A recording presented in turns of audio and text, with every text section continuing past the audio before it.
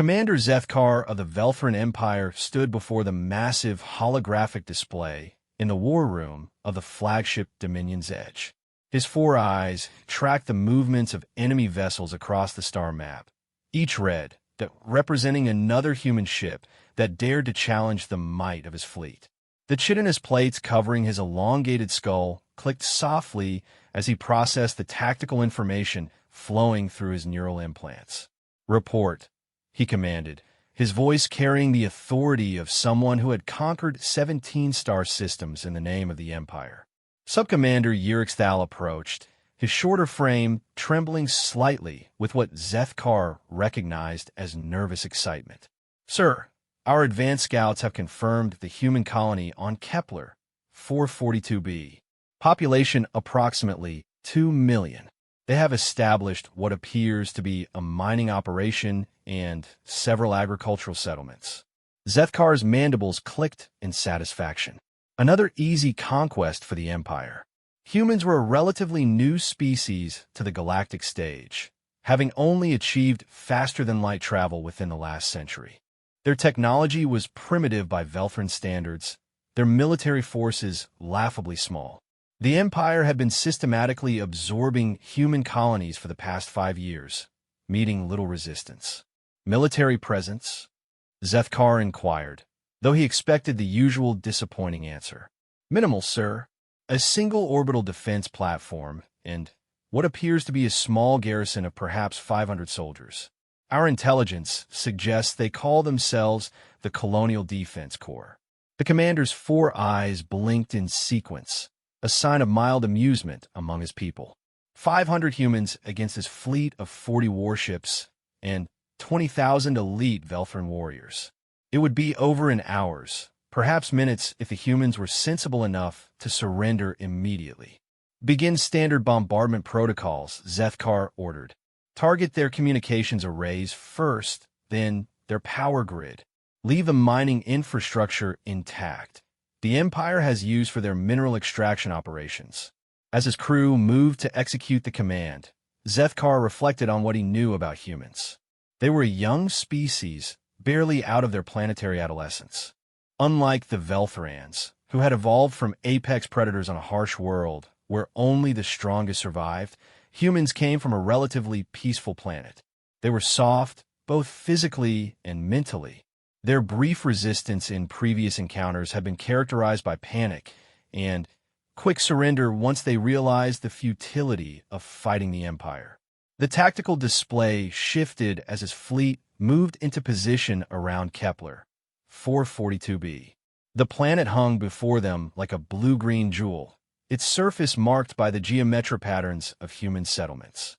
Zethkar could see the orbital defense platform, a crude construction of metal and ceramic that wouldn't last 30 seconds against his ship's primary weapons. "Sir," Communications Officer Drexanael called out, "we're receiving a transmission from the planet's surface." "Put it through." The holographic display flickered, and suddenly, Zethkar was looking at a human face. The creature was obviously male, with the species' characteristic forward-facing eyes and minimal cranial plating. What struck the commander immediately was the complete absence of fear in the human's expression. Instead, there was something Zethkar couldn't quite identify, a hardness around the eyes that seemed oddly familiar.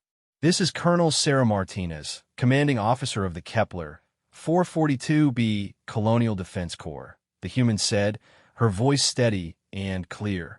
"You are in violation of the Terran Colonial Protection Accord. I'm ordering you to withdraw from this system immediately." Zethkar's mandibles clicked in genuine amusement now. The audacity of this soft creature was almost refreshing. "I am Commander Zethkar of the Velthran Empire. Your colony now belongs to us. Surrender immediately, and your people will be treated according to Imperial law. Resist, and face annihilation." The human female's expression didn't change.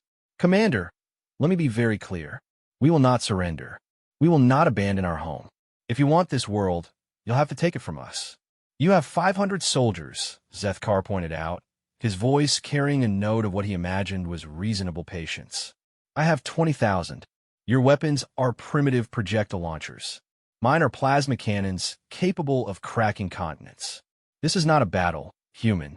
This is mathematics. Colonel Martinez leaned forward slightly, and for a moment, Zethkar saw something in her eyes that reminded him of the great sandstalkers of his home world, predators that never backed down, never showed weakness, even when facing impossible odds. Mathematics, she repeated slowly. You know what, Commander? You're absolutely right. This is about mathematics.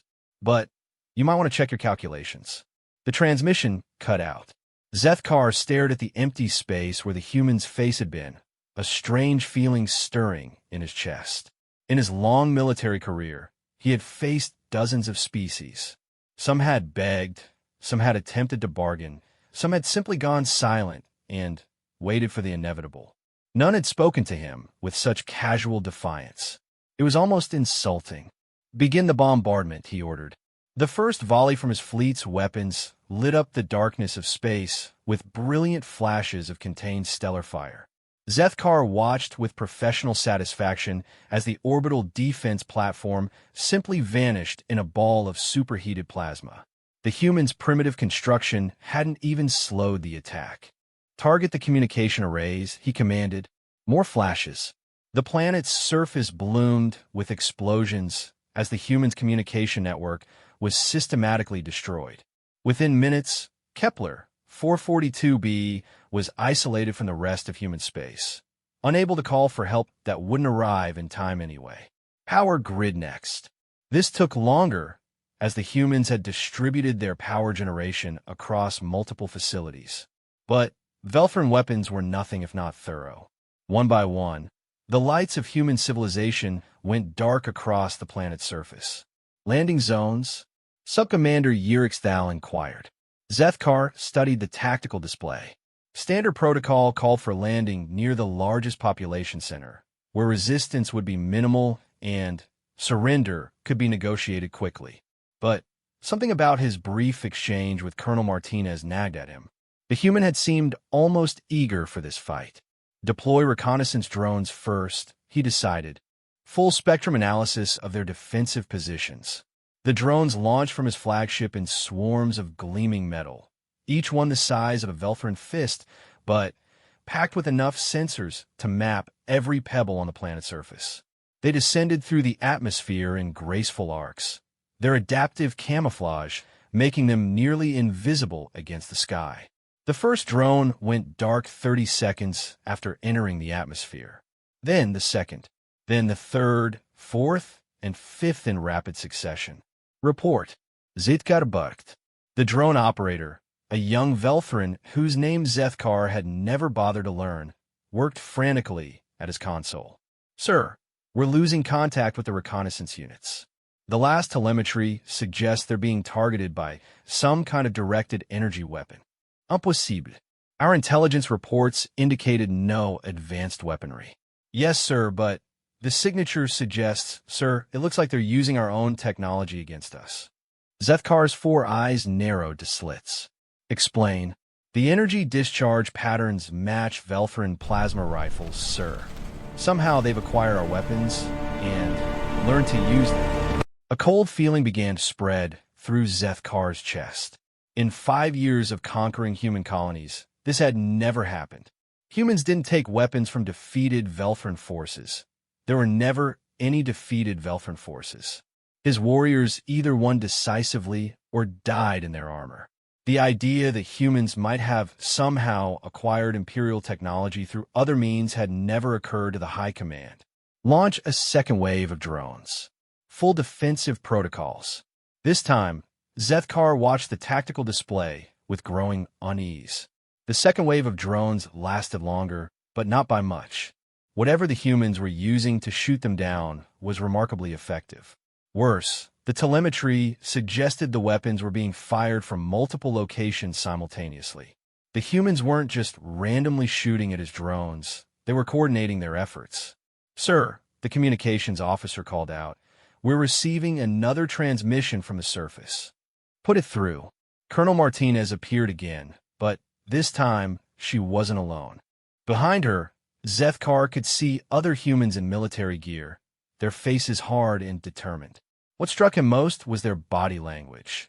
These weren't the panicked, desperate gestures of beings facing annihilation. They moved with purpose, with confidence. "Commander Zethkar," Martinez said, "I thought you might want to know that we've been expecting you." "Expecting us?" The words came out harsher than Zethkar had intended. "Oh yes. You see, Commander, you're not the only ones who study your enemies. We've been watching your expansion patterns for months. We know how you operate, how you think, how you fight." Martinez smiled, and there was no warmth in it whatsoever. "We've had plenty of time to prepare. You have no weapons that can threaten my fleet," Zethkar stated, though even as he said it, he felt less certain than before. "Don't we?" Martinez gestured to someone off-screen, and suddenly, the display filled with images from around the planet's surface. Zethkar saw human soldiers in positions he hadn't expected, not huddled in defensive formations around their cities, but spread out across the landscape in small, mobile units. They carried weapons that definitely weren't human in origin. 5 years of war leave a lot of debris floating around, Commander, Martinez continued. Wrecked ships, abandoned equipment, weapons that still work if you know how to maintain them. And humans, well, we're very good at learning how to maintain things. Zethkar's mandibles clicked rapidly, a sign of growing agitation. You cannot hope to win. Even with stolen weapons, you lack the numbers, the training, the experience. Maybe, Martinez agreed. But we have something you don't understand, something you've never encountered in all your easy conquests of human colonies. And what is that? We have something worth dying for. The transmission cut out again, leaving Zethkar staring at empty air. Around him, his crew waited for orders, but for the first time in his military career, the commander found himself hesitating. Something about this situation felt different, dangerous in a way that had nothing to do with weapons or tactics. "Sir," Subcommander Yurix Thal prompted. Zethkar straightened, forcing his doubts aside. He was a commander of the Velfrin Empire, veteran of countless battles. A few humans with stolen weapons could not change the fundamental mathematics of warfare. "Begin landing operations," he ordered. "First wave, 10,000 warriors. Standard pacification protocol." The landing craft launched from his ships like deadly meteors, their hulls gleaming in the light of Kepler 442b's star. Each transport carried 50 elite Velfrin warriors, beings bred and trained for conquest from the moment they hatched. Zethkar had seen them tear through enemy lines like living weapons, unstoppable and remorseless. The first transport made it halfway to the planet's surface before it exploded. Then the second. By the time the fourth landing craft was destroyed, Zethkar realized that his perfectly planned invasion had just become something he had never experienced before, a real fight. "Report," he demanded. "Sir, the humans have anti-aircraft weapons positioned throughout the landing zones. Our transports are being targeted before they can reach the surface." "How many?" "We've lost 40 transports, sir. 2,000 warriors." Zethkar felt something cold and unfamiliar settle in his stomach. In 5 years of conquering human colonies, he had lost perhaps a dozen warriors total. Now, in less than an hour, he had lost more soldiers than in all his previous campaigns combined. "Pull back the remaining transports," he ordered. "Begin orbital bombardment of the defensive positions." "Sir, our targeting systems can't get a clear lock. The humans appear to be using mobile launchers." Of course they were. Zethkar was beginning to understand that these humans were nothing like the colonists he had faced before. Someone had trained them, prepared them, turned them into something resembling actual soldiers. "Begin systematic bombardment of the entire continent," he commanded. "If we cannot target their weapons, we will eliminate their places to hide." The weapons officer hesitated. "Sir, that will also destroy the mining infrastructure. Our orders were to preserve the extraction facilities." "Our orders," Zethkar said slowly, "were to conquer this world. The mining facilities are worthless if we cannot hold the planet." The bombardment began in earnest, great lances of fire reaching down from orbit to turn forests into ash and mountains into glass. Zethkar watched the destruction with grim satisfaction.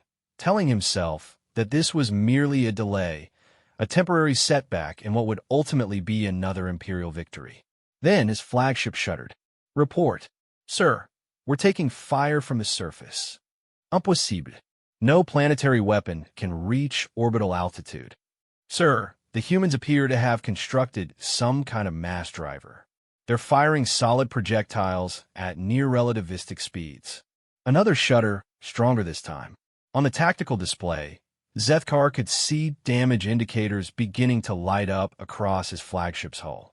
Somehow, impossibly, the humans were fighting back from the surface of their own planet against warships in orbit. "How many of these weapons do they have?" "Unknown, sir. We're detecting at least 6 distinct firing positions." Zethkar's 4 eyes tracked the damage reports flowing across his screens. His flagship could withstand this kind of punishment for now, but the smaller ships in his fleet were more vulnerable. Already, he was receiving reports of hull breaches and system failures from his escorts. "Signal the fleet," he commanded. "Withdraw to safe orbital distance." As his ships pulled back from the planet, Zethkar found himself facing a reality he had never encountered before. For the first time in his career, for the first time in the Empire's expansion into this sector of space, humans were not just resisting, they were winning. The cold feeling in his stomach deepened as he realized that Colonel Martinez had been right about one thing. He had seriously miscalculated. But what bothered him most wasn't the tactical situation or even the loss of his warriors. What bothered him was the memory of the human woman's eyes and the complete absence of fear he had seen there. In all his years of conquest, Zethkar had never faced an enemy that wasn't afraid of death. He was beginning to suspect that he was about to learn what it meant to fight beings who considered some things more important than survival. The lesson, he realized with growing unease, might be more painful than he had anticipated. 3 days had passed since Zethkar's fleet had been forced to retreat to a higher orbit, and the commander found himself in the uncomfortable position of requesting additional forces from the Empire. The communication with High Command had not gone well. "You are telling me," Admiral Krexmoth had said, his ancient voice crackling through the quantum relay, "that a single human colony has stopped the advance of an entire Imperial fleet? The situation is more complex than initial intelligence suggested," Zethkar had replied, choosing his words carefully. "The humans have acquired advanced weaponry and display tactical sophistication beyond expected parameters." Expected parameters. The Admiral's tone had carried the weight of centuries of Imperial authority. "Commander, you will take this world, or you will explain your failure to the Emperor himself. Reinforcements are being dispatched. Do not disappoint us again." Now, as Zethkar studied the tactical displays showing the approaching reinforcement fleet, he found himself wondering if even double his current forces would be enough. The humans had used the 3-day ceasefire to strengthen their positions, and their defensive capabilities seemed to grow with each passing hour. "Sir," Subcommander Yurixthal approached with visible nervousness, "we've completed the analysis of the human defensive network." "Report." "It's extensive, sir. They've turned the entire continent into a fortress. Underground tunnels, mobile weapon platforms, supply depots hidden in natural cave systems. Our orbital scans suggest they've been preparing for this invasion for months, possibly longer." Zethkar's mandibles clicked in frustration. How is this possible? Our intelligence network should have detected such preparations. "Sir, the humans appear to have learned from studying our previous conquest patterns. They've specifically designed their defenses to counter standard Imperial tactics. The mass drivers that damaged our ships are built using materials and technology salvaged from previous battlefields. They've essentially turned our own weapons against us." A new voice interrupted their discussion. "Perhaps," came a calm, measured tone, "you might consider that your intelligence was never as good as you believed." Zethkar spun around to see a figure materializing on the bridge, not physically present, but projected through a quantum communication array he hadn't known was possible with human technology. The figure was human, elderly by their standards, with silver hair and eyes that held depths of experience Zethkar found unsettling. "I am Professor Elena Vasquez," the human said. "I believe you know my student, Colonel Martinez. How are you communicating with this ship?" Zethkar demanded. "Our communications are secured with Imperial encryption." Professor Vasquez smiled, and Zethkar felt the same chill he had experienced when facing Martinez. "Commander, you've been fighting the same types of enemies for so long that you've forgotten what it means to face an opponent who can think. We've been inside your networks since the day you arrived in this system." "Impossible. Is it? Tell me, Commander, what do you know about human history?" The question seemed to come from nowhere, and Zethkar found himself answering before he thought better of it. "You're a young species. Primitive. Recently achieved spaceflight. Recently, yes, but not primitive. We've been fighting wars since before your species discovered fire. We've fought each other, our environment, predators, diseases, and our own worst instincts for tens of thousands of years. By the time we reached the stars, we had already perfected the art of killing." Vasquez gestured, and the holographic display shifted to show images that made Zethkar's blood run cold. Scenes of human warfare throughout their history. Massive armies clashing across scarred landscapes, weapons that turned cities to ash, conflicts that spanned entire continents, and lasted for generations. "You see, Commander, you made a fundamental error in your assessment of our species. You assumed that because we haven't been in space very long, we don't know how to fight. But humans have been at war for our entire evolutionary history. When we finally reached the stars, we didn't suddenly become peaceful. We just found new things to fight for." "Your weapons are inferior," Zethkar stated, though his voice lacked the conviction he had felt days earlier. "Our weapons are different," Vasquez corrected. "You develop technology to impose your will on others. We develop technology to survive. There's a crucial distinction there." The display shifted again, showing detailed schematics of human defensive positions. Zethkar recognized some of the technology: modified Velthran plasma cannons, Imperial armor plating used as shield generators, even what appeared to be Velthran spacecraft engines repurposed as massive kinetic weapons. "How?" he asked, the word escaping before he could stop it. "Every battle your empire has fought in this sector has left debris. Wrecked ships, abandoned equipment, dead soldiers with intact gear. Humans are remarkably good at reverse engineering technology, Commander. We have to be. We've spent our entire history adapting enemy weapons to our own purposes." Vasquez paused, her expression becoming more serious. "But that's not the real difference between us, is it? You want to know why your standard tactics aren't working? It's because you've never fought an enemy that wanted to win more than they wanted to live. Every species fights for survival," Zethkar replied, but even as he said it, he remembered Martinez's words about having something worth dying for. "No," Vasquez said quietly. "Every species fights to avoid death. There's a difference. Humans fight for things we value more than our own existence. Family, freedom, the right to determine our own destiny. When you threaten those things, you're not just fighting our soldiers, Commander. You're fighting our souls." The transmission flickered, and, for a moment, Vasquez's image became translucent.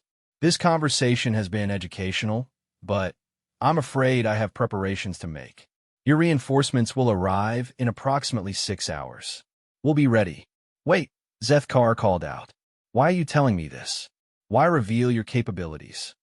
Vasquez paused at the edge of dissolution. "Because, Commander, I want you to understand what you're truly facing. Your empire conquers species that surrender when faced with superior force. But force isn't everything. Sometimes, the willingness to die for something greater than yourself is the strongest weapon of all." The transmission cut out, leaving Zethkar staring at empty space. Around him, his crew exchanged uncertain glances.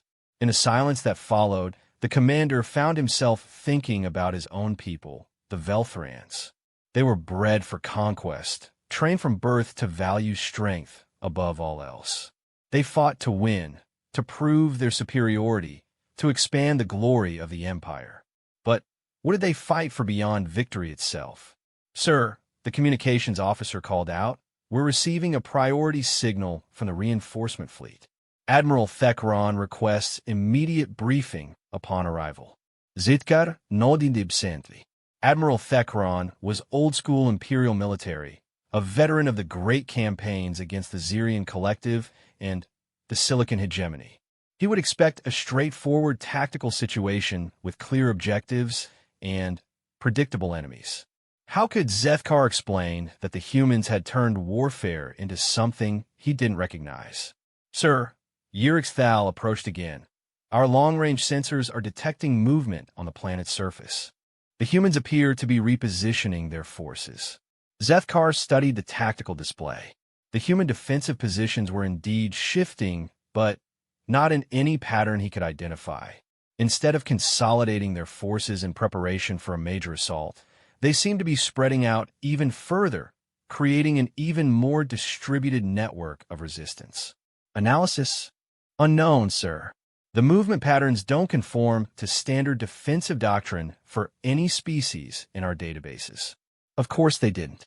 Zethkar was beginning to realize that humans didn't follow anyone else's rules, not even basic military logic. They created their own strategies, adapted existing concepts, and improvised solutions that no tactical computer could predict. 6 hours later, Admiral Thekron's massive dreadnought Imperial Wrath dropped out of hyperspace at the edge of the system, followed by 30 additional warships and a full legion of Imperial Marines, 50,000 of the Empire's finest warriors. The Admiral himself was an imposing figure even by Velfrin standards, nearly 8 feet tall, with ceremonial scarring across his skull plates that marked him as a veteran of a dozen major campaigns. When he materialized on Zethkar's bridge via transport beam, his first words were exactly what the commander had expected. Explain to me how one human colony has humiliated an Imperial fleet. Zethkar straightened, forcing himself to meet the Admiral's gaze with all 4 eyes. Sir, the tactical situation is complex. The humans have demonstrated capabilities not indicated in our intelligence reports. Show me. For the next hour, Zethkar detailed everything that had happened since his arrival at Kepler 442b. He showed the Admiral the wreckage of his landing craft, the damage to his ships from the surface-based mass drivers, the tactical recordings of human defensive positions that defied conventional military wisdom. Admiral Thekron listened in growing silence, his ancient features becoming more stern with each revelation. When Zethkar finished his report, the Admiral was quiet for a long moment. You are telling me, he finally said, that these humans have been preparing for our arrival? Yes, sir. Professor Vasquez indicated they have been monitoring our expansion patterns for months, and they have acquired Imperial technology through salvage operations. Confirmed, sir. Their weapons are largely based on our own designs, modified for their purposes. Admiral Thekron's mandibles clicked slowly.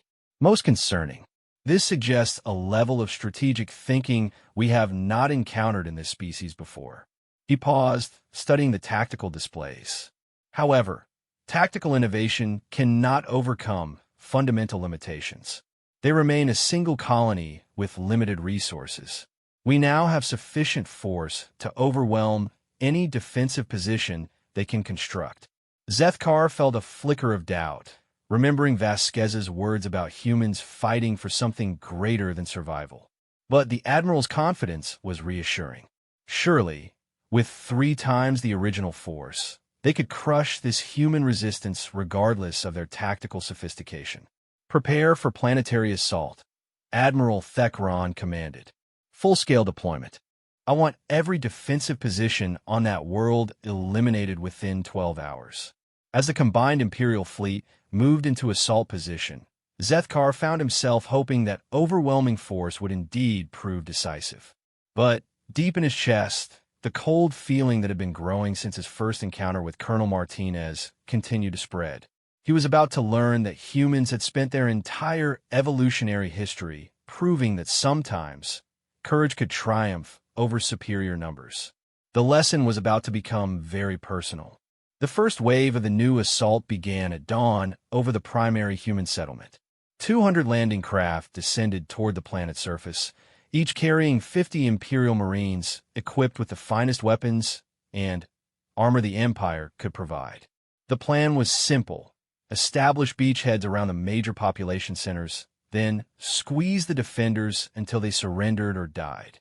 The first landing craft made it to within 1,000 meters of the surface before the entire formation disappeared in a wall of plasma fire.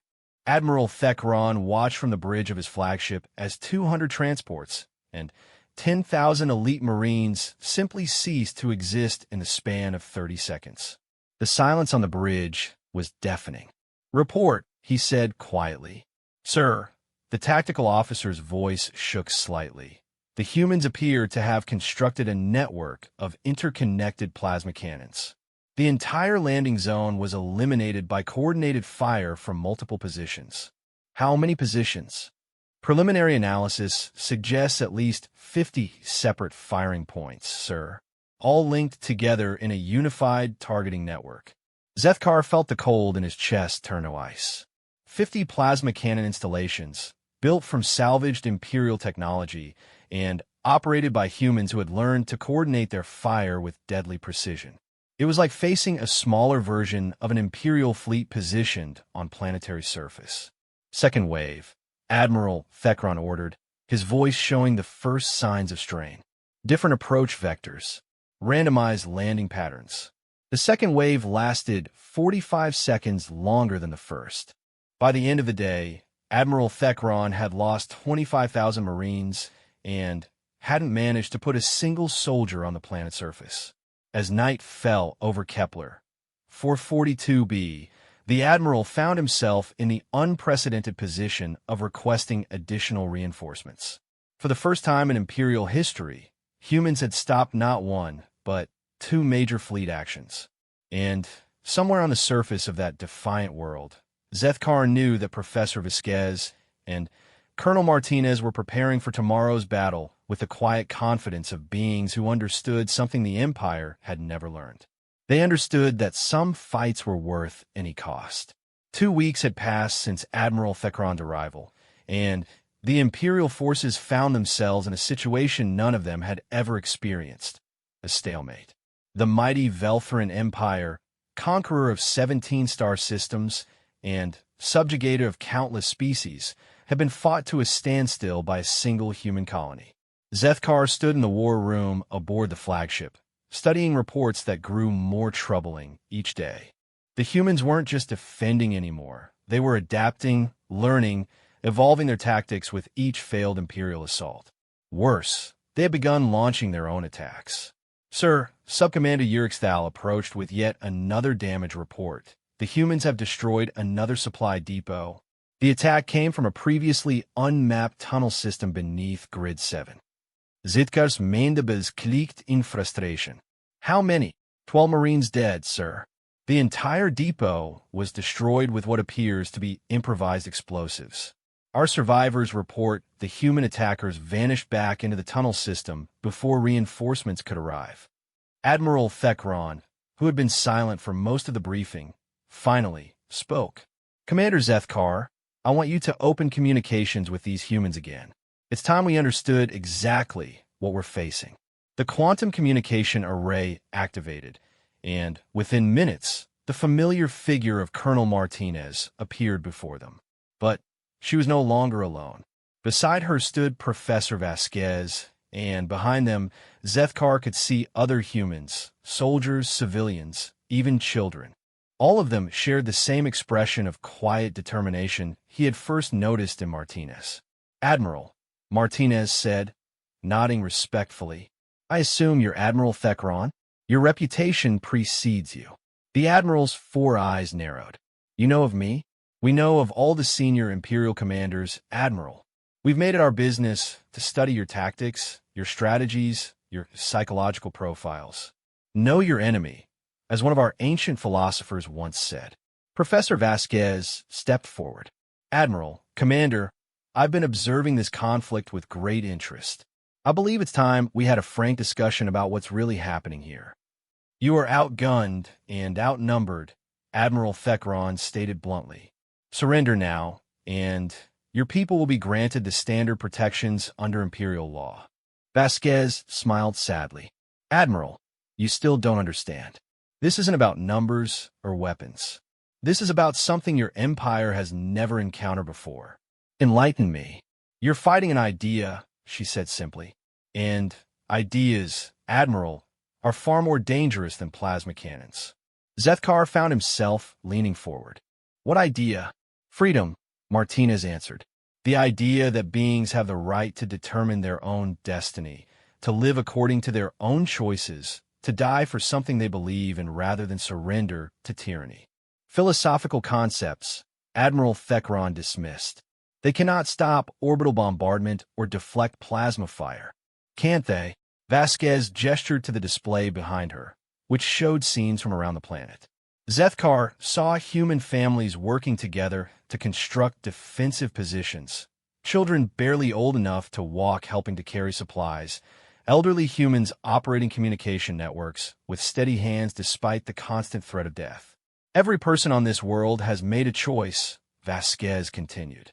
They've chosen to fight, not because they have to, not because they're ordered to, but because they believe their freedom is worth their lives.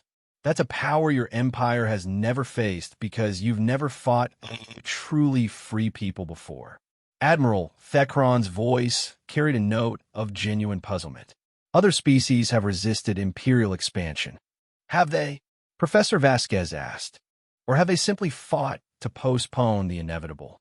Tell me, Admiral, in all your conquests, have you ever faced an enemy that grew stronger the longer you fought them? The question hung in the air like a challenge. Zethkar found himself thinking about the past 2 weeks, about how human tactics had evolved, how their defenses had strengthened, how their attacks had become more bold and sophisticated. That's impossible, the Admiral said, but his voice lacked conviction. Is it? Every attack you've made against us has taught us something new about your capabilities. Every weapon you've deployed has given us new technology to study and adapt. Every day you spend in orbit is another day for word of our resistance to spread to other human colonies. Martinez leaned forward. Admiral, you're not just fighting us. You're teaching us how to fight you. The implications hit Zethkar like a physical blow. The humans weren't just defending their world. They were learning from the Empire's own tactics, turning each Imperial attack into a training exercise. Every battle was making them stronger, more capable, more dangerous. But more than that, Vasquez added quietly, every day you fail to break us is proof to other species that the Empire can be resisted. Word spreads, Admiral. Hope spreads. And hope, once it takes root, is almost impossible to destroy. Admiral Thekron was silent for a long moment. When he spoke, his voice carried centuries of Imperial authority. We can destroy this entire world from orbit, turret to glass, eliminate every trace of human presence. Yes, Martinez agreed calmly, you can. And the moment you do, you'll prove to every species in the galaxy that the mighty Velfrin Empire was so threatened by one small human colony that you had to commit genocide to stop us. How do you think it will affect your future conquests? The communication ended abruptly, leaving the two Velfrin commanders staring at empty air. The silence stretched uncomfortably long before Admiral Thekron spoke. Analysis. Zethkar gathered his thoughts carefully. Sir, the humans appear to be correct about several key points. Our intelligence networks are reporting unusual activity in other sectors. 3 human colonies have gone silent in the past week, but not from Imperial action. They appear to be preparing defenses. Defenses based on what we've encountered here. Most likely, sir, the humans have extensive communication networks. They've undoubtedly shared intelligence about our tactics and capabilities. Admiral Thekron's mandibles clicked slowly. Continue. Sir, there's something else. Our psych profiles of human behavior patterns suggest they're capable of extreme responses when faced with total annihilation. If we destroy this world, other human colonies may respond with desperate measures, such as Zitkar hesitated. What he was about to say went against everything he had been taught about warfare. Suicide attacks, sir. Kamikaze runs against our ships. The humans have a history of such tactics when facing extinction-level threats. The Admiral was quiet for several minutes, processing this information. Finally, he spoke. Recommendations? Sir, I believe we need to reconsider our approach to human expansion. These are not the primitive colonists we've encountered before. They're organized, trained, and apparently willing to die for their beliefs. Standard Imperial tactics may not be sufficient. You're suggesting we negotiate? I'm suggesting, sir, that we may be facing an enemy that cannot be conquered through conventional means. Before Admiral Thekron could respond, alarms began blaring throughout the ship. The tactical display lit up with warning indicators as new contacts appeared at the edge of the system. Report, the Admiral barked. Sir, multiple hyperspace signatures detected. Unknown vessels dropping out of FTL. The main display shifted to show the new arrivals, and Zethkar felt his blood turn to ice. 12 ships, clearly human in design, but larger and more heavily armed than anything in their intelligence files. As he watched, more ships continued to arrive, 20, 30, 40 vessels forming up in battle formation. Sir, the communications officer called out, we're receiving a transmission from the lead vessel. Put it through. The hologram that appeared was of a human male, elderly but with the bearing of a career military officer. Behind him, Zethkar could see the bridge of what was obviously a warship, with human crew members working at stations with calm efficiency. I am Admiral Chun Wei of the Terran Colonial Defense Fleet, the human said. I'm here to assist in the evacuation of Kepler 442b. Admiral Thekron's voice was deadly quiet. There is no evacuation. This world belongs to the Empire. I'm afraid I disagree, Admiral. You see, the people of Kepler 442b have asked for our help, and we've decided to provide it. You have 40 ships against 70. The mathematics are not in your favor. Admiral Chin smiled, and Zethkar saw the same fearless determination he had witnessed in Martinez and Vasquez. Admiral, you keep talking about mathematics, but mathematics isn't everything in war. Sometimes the side that wants to win more actually does win. The human admiral paused, his expression becoming more serious. I'm going to give you one chance to withdraw peacefully. Leave this system, and we'll consider this an unfortunate misunderstanding. Stay, and you'll discover what humans can accomplish when they're properly motivated. You threaten the Imperial fleet? I'm stating a fact, Admiral. You spent 2 weeks learning what one human colony can do when they're fighting for their freedom. Today, you get to learn what 40 human warships can do when they're fighting for the same thing. Admiral Thekron cut the transmission with a sharp gesture. Around the bridge, his crew waited for orders.